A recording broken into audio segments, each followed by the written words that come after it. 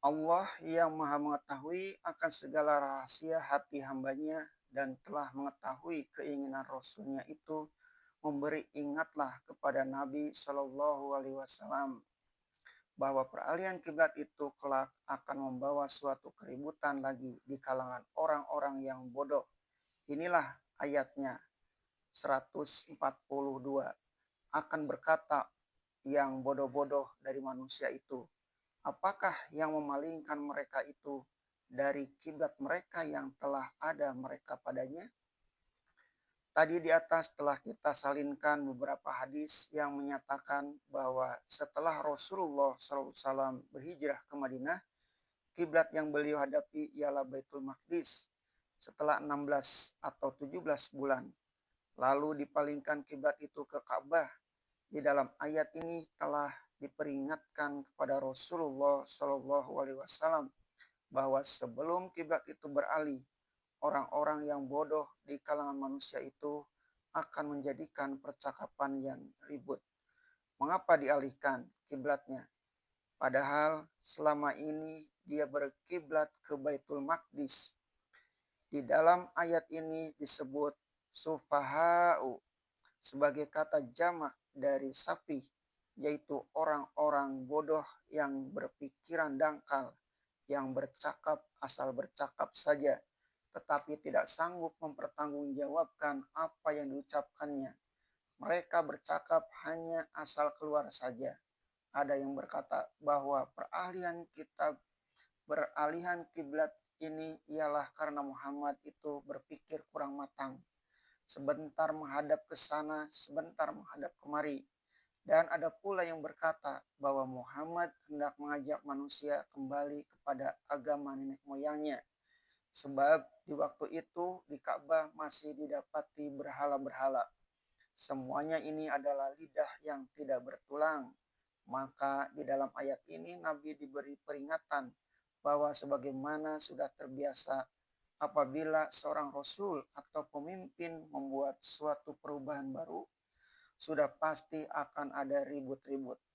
Meski demikian, ribut-ribut hanya akan datang dari orang-orang bodoh, orang yang tidak bertanggung jawab, baik penduduk Madinah yang memang munafik maupun orang Yahudi yang berkeliaran di Madinah yang tidak merasa senang hati.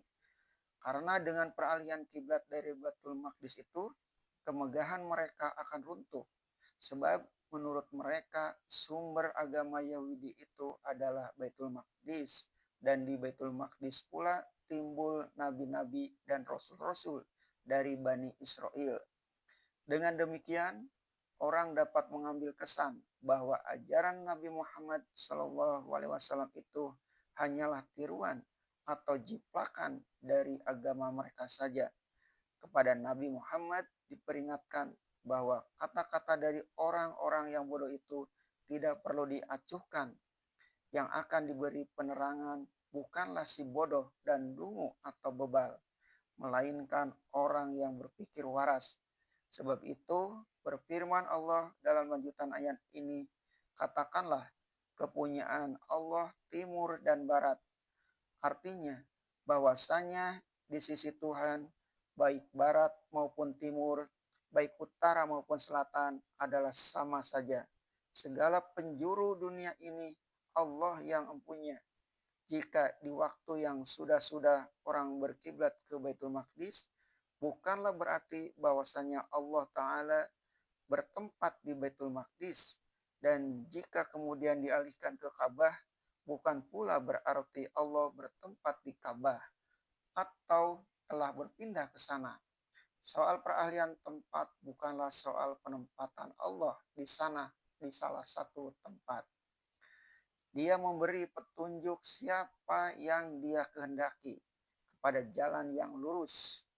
Ayat ini memberi kejelasan bahwa soal beralih atau tetapnya kiblat bukanlah berarti karena tempat itu yang kita sembah. Timur dan barat, utara dan selatan, dan penjuru yang manapun adalah kepunyaan Allah. Di antara Baitul Maqdis dan Baitullah Al-Haram di Mekah tidak ada perbedaan pada sisi Allah. Keduanya sama-sama terdiri atas batu dan kapur yang diambil dari bumi Allah. Tujuan yang terutama adalah tujuan hati, yaitu memohonkan petunjuk jalan yang lurus kepada Allah, yang Allah bersedia memberikannya kepada barang siapa yang Dia kehendaki. Dengan keterangan ini dijelaskan duduk soal yang bisa mengacaukan pikiran karena kacau balau dari cara berpikir orang-orang yang bodoh. Tegasnya, meskipun tetap menghadap ke Baitul Maqdis ataupun telah beralih ke Ka'bah, tetapi kalau hati tidak jujur, kalau langkah yang ditempuh di dalam hidup adalah langkah curang, beralih atau tidak beralih kiblat tidaklah akan membawa perubahan bagi jiwa. Oleh sebab itu, percakapan dari orang-orang yang bodoh janganlah sampai membawa orang-orang yang berakal cerdas terpesona dari maksud agama yang bermula.